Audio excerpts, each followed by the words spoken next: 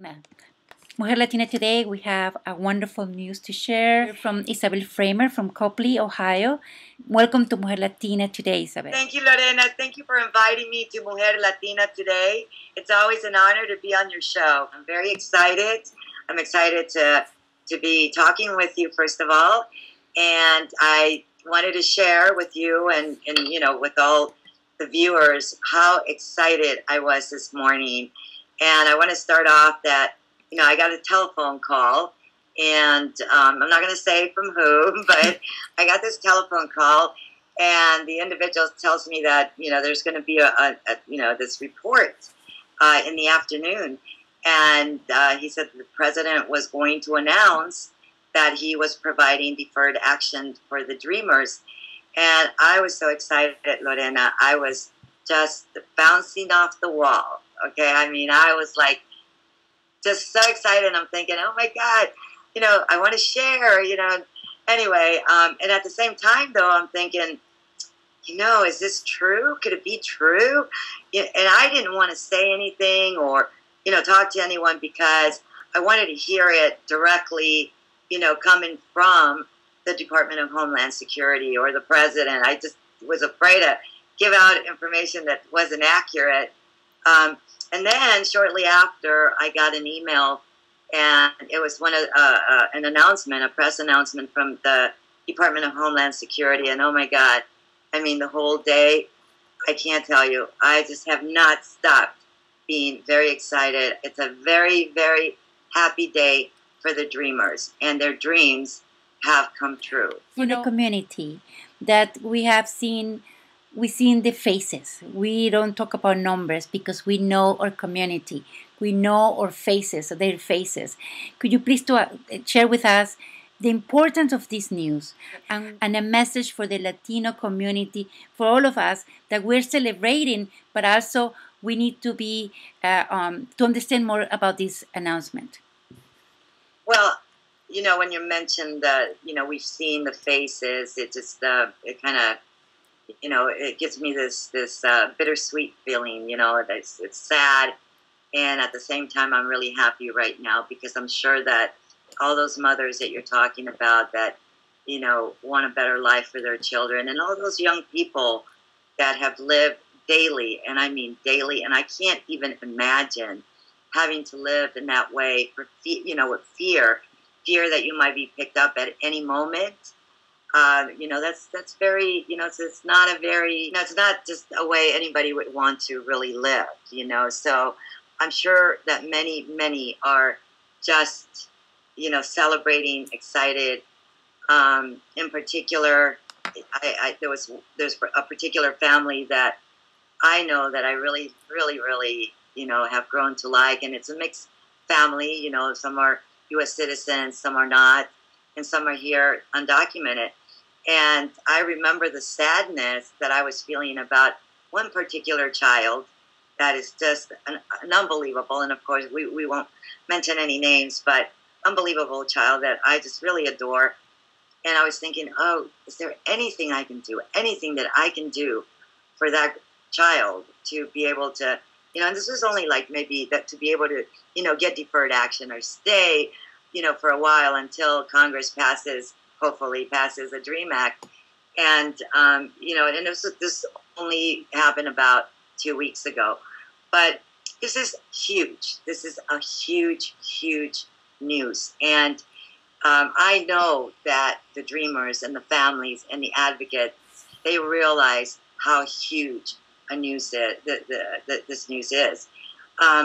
It's very important, though, however, to understand that, this is not an amnesty and this is not an immunity.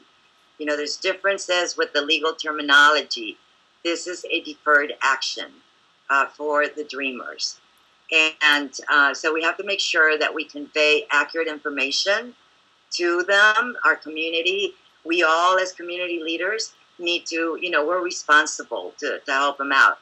It's very important also to understand and to just disseminate information to our community to make sure that they're not being taken advantage by some of there's, because unfortunately there's, we have unscrupulous individuals, unscrupulous notarios, as we are all familiar with. So they do need to be educated. And for myself, I have to make sure that when I look at information that I verify. I don't like just read something right away and then disseminate it without really verifying, before I disseminate any information, because it's important to have accurate information. So one of my strong recommendations for our community leaders and for the community would be to make sure that you visit the Department of Homeland Security on a regular basis. And I say regular basis because Secretary Janet Napolitano mentioned that they were going to be putting up more information throughout, the weeks or the days and the week. So it's very important that they get the information directly from the real source. But and I'm sorry to interrupt, but I just posted in Mujer Latina on Facebook a link from the Department of Homeland, and it was in Spanish. So if your mamá no habla inglés, there will be information in Spanish. Is correct? Exactamente. Hay información en español. Definitely. And I'm glad you brought that up, because it's important for our community to know that they have resource to bilingual information. So now that we have this good news to share, and I really appreciate it. You're giving me the opportunity, because I know that we're working very hard because we know them in one way or another, their faces. But this is important. How many people, do you have an estimate how many young Latinos are going to be benefit of this announcement? Well, I heard different numbers on the news, so I really can't say. I believe that even, when they today, Secretary Napolitano was interviewed, and they asked her the same question about the numbers, and I believe that she said they really couldn't, they didn't have an exact number, but it's going to be in the, hundreds of thousands of eligible young people. So it's a criteria. Do you have an idea about the criteria, or which are criteria, and that's very important also for people to look at those criteria. And I do believe they are at the Department of Homeland Security website, but certainly it's for individuals that have not committed a crime, a felony, and from what I learned personally today, or a serious misdemeanor, or multiple misdemeanor crimes. So it's important that they look at those criteria. The other criteria was that they, it was for 15 and over, and the cutoff date is 30 years.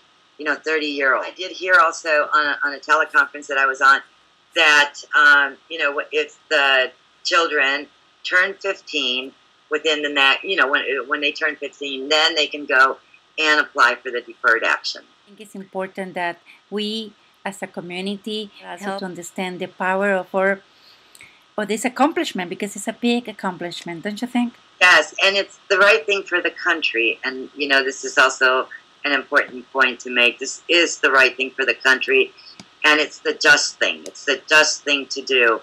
And bottom line, it's like the president said today in his talk, it's not just because of, and he made some points there. He says, but this is just the right thing to do. And it really is.